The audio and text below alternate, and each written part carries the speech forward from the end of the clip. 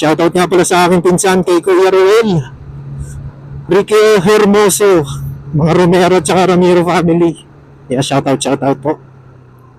First issue ko dito sa motor na to is yung ABS light indicator niya, guys. Ito, kung makikita nyo, yung kulay orange. Nakailaw. Dapat kasi mawawala yan from take off, mga 10 kph, maximum 10 kph. So ngayon, kita nyo naman hindi pa rin nawawala. Napansin ko dito, para hindi siya magkaganon, kailangan talaga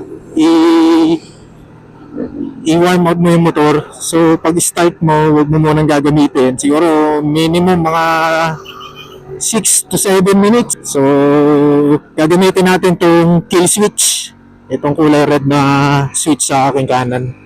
Tapos dapat bago mo pindutin yung kill switch, so make sure na nakapress ka na sa clutch mo.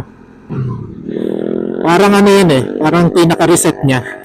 So then guys, ang gagawin natin para mawala yung ABS light indicator na yan na kulay orange,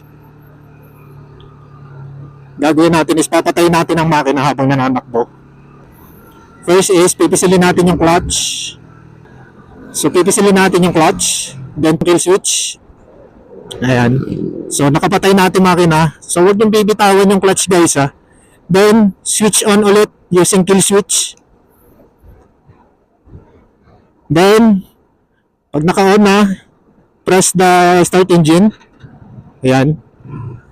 Ayan, nawala na, guys. Sa ating mga magagaling na mekaniko dyan ng NS200 Fi, comment lang po kayo kung ano yung solution dito.